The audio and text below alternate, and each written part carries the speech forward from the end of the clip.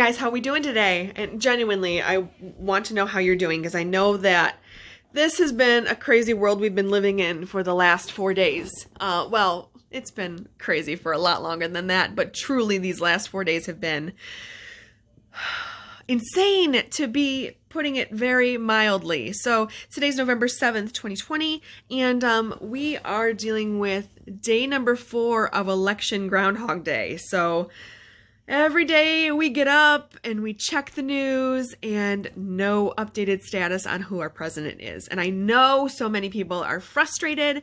I know some people are really confused about what is going on. So I thought I would just take a couple minutes and go over what I know.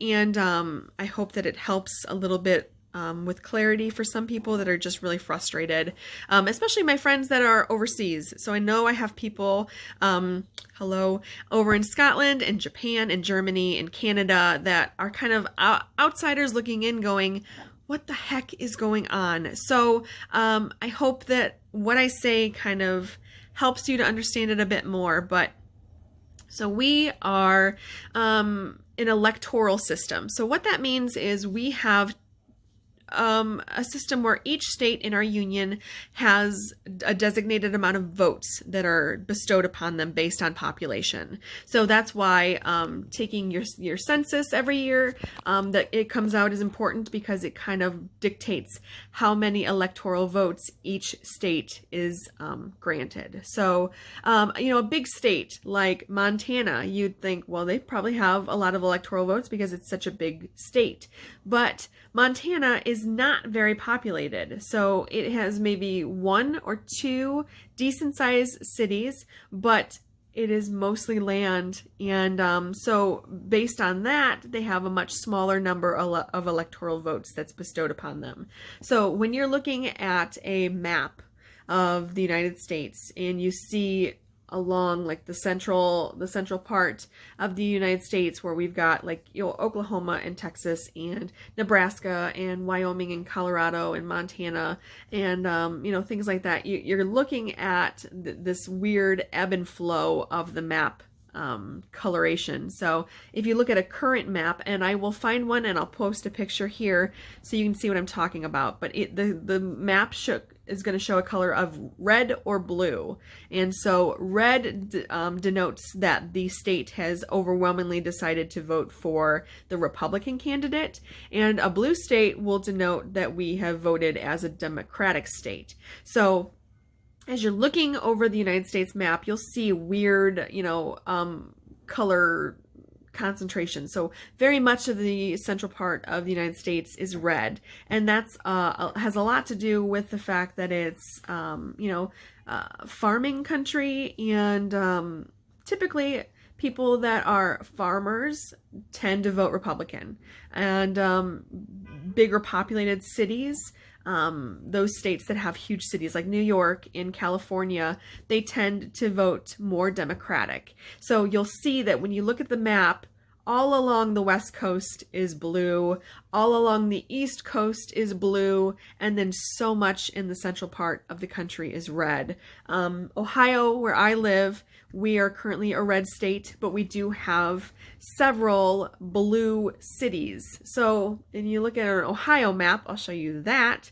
You'll see that all the major cities, so we have Toledo, we have Cleveland, we have Columbus, Dayton, and Cincinnati. So those are our 5 major cities. And because we have those 5 cities, we are allotted much more electoral votes than some people might think looking at our state, because we're a modest sized state, but since we're so heavily populated in those cities, we have more electoral votes. So I think the last time I checked, I think it's 21 electoral votes.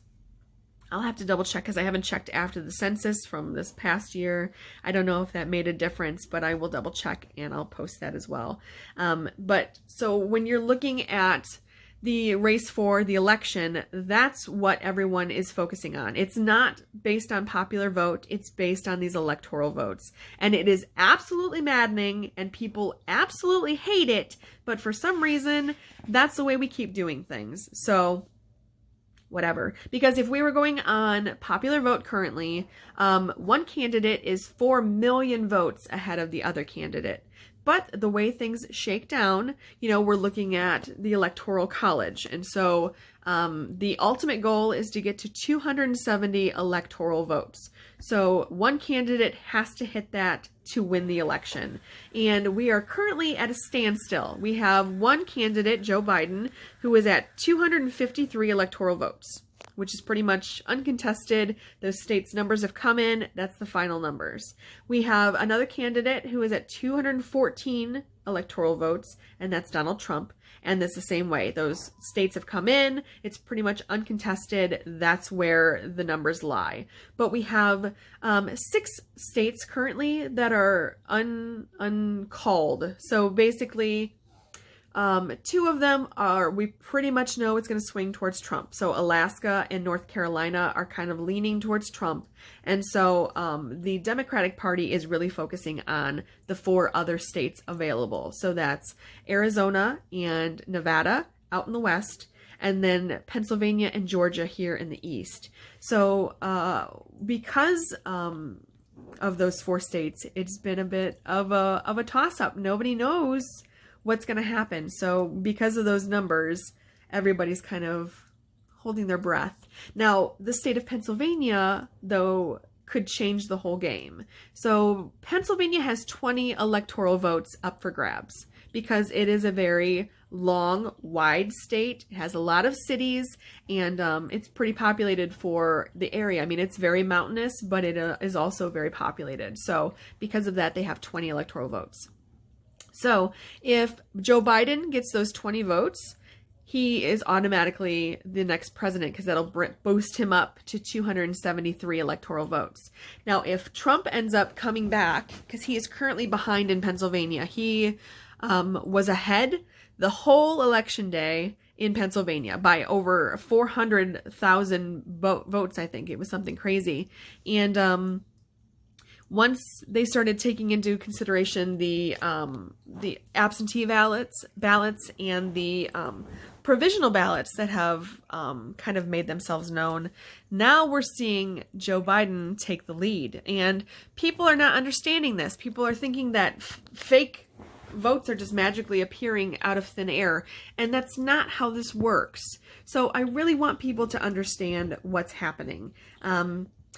Because of coronavirus, a lot of people decided that this year they were going to vote mail in, do an absentee ballot, fill it out, mail it in. And one candidate, Joe Biden, was really a proponent of this. He wanted his people to fill out those absentee ballots and send those in because of coronavirus. He didn't want them taking the risk of going to the polling locations day of. And then the other candidate, Donald Trump, told his base that he wanted them to show up at the polls on election day. And then was doing this rhetoric about, well, absentee ballots are fake and it's fraudulent if they come in, and all of this, almost hateful vitriol for the democratic process. I mean, this has been happening for centuries, and nobody's contested this until Donald Trump. And he is going to cry foul as soon as numbers don't go his way. And that is exactly what has happened. So, like I said, Pennsylvania was voting for Trump on election day because all of his supporters went out and cast their votes, and it came out that he was over, I think, almost 500,000 votes ahead of Biden. But then, at the end of the day, then Pennsylvania was finally able to start counting their absentee ballots. For some reason, some states were allowing the absentee ballots to be counted ahead of time, and some states voted, no, we have to wait until after the election to start counting them, and Pennsylvania is one of them. So that is why all of this is so contentious and so maddening, because we are just waiting for these ballots to be opened up right now when, they could have been doing this for weeks and had a better understanding of what the numbers were going to be. But because of Pennsylvania's stipulations in their state mandate, this is where we're at. So currently, after these absentee ballots have been opened up, Joe Biden has pulled ahead, and he is now, I think the last time I checked, it was 27,000 above Trump. And of course, Trump is not dealing with this well. He's calling it fraudulent and that these ballots are fake and that they must have come in after the election, and that's simply not the case. If a ballot was postmarked by I think the day before election or election day, then they are a valid vote. And so we have to take all of these people's voices into consideration. And I know it's frustrating, and I know a lot of people are just like, oh my God, just call it already. But we don't want to mess up. And the same way, we don't want this to be like the Bush-Gore election, which was a bit of a nightmare. Everyone talks about that with the state of Florida, where Florida was pulling for Bush for quite a while. And so Al Gore conceded, and he called Bush and said, I give up my spot. But then the numbers finally trickled out that Gore was leading in Florida, and he called to try and rescind his contestment. And so it's just been a nightmare, man. I mean, politics in general are always a goddamn nightmare. I don't know why they have to be so frustrating, but they are. And that's what we're dealing with right now. So if you are frustrated, we are frustrated too. Believe me, I know you guys want to know what's going on. We do too, but we're just kind of waiting at this point. That's all we can do.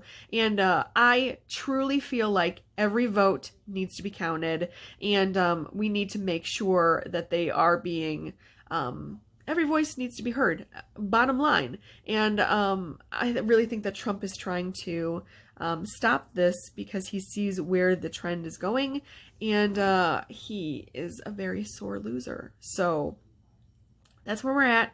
And I don't know what's going to happen. You know, like I said, it's 10:20 in the morning here, Eastern Standard Time, and we haven't had any major updates. I decided to turn off CNN for the morning. I'm watching Ghost Adventures because that's my my happy, mindless thing I can watch and not have to worry about anything. But I will probably, after each episode, flip it back to CNN, see where the numbers are, and then flip it back. So we're just we're waiting, man. We'll see what happens. But other thing I want to talk to you guys about in this video is my birthday is coming up tomorrow, and I had talked initially in one of my Vlogtober videos about doing a watch with me of Mr. Boogedy on my birthday, and I know I haven't really talked about it. I've been a little stressed this week because of the election.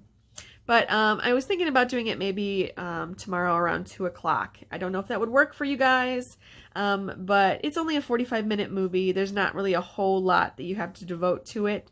And so I was just kind of thinking that might be an easiest thing to do.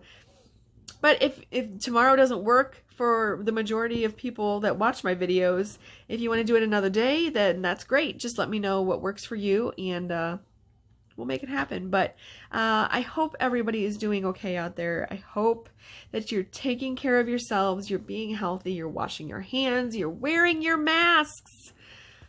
Wear your damn mask. It is not that hard to do. It is not giving up your freedom to be a courteous, conscientious person. So wear your mask, period. So you know where I stand on the mask debate. There's no question. Wear your mask. So I'm going to end the video, and I hope everybody's doing well and that you're not too stressed out, because we're going to get through this. We have gotten through the last 4 years, so we certainly can get through a couple more days. So, I love you guys a lot. I hope that you're doing well. And if you're not a subscriber and you like my ramblings, please subscribe. That would be so wonderful. It really supports me and the channel. Like the video if you like it, if it helped you understand maybe a little bit more about our process. That will help me to get kind of more acclimated and pushed out to other people that may be interested in my videos. So I'm going to end it there. I hope you're doing well. I love you guys a lot, and I will see you in the next video. Bye.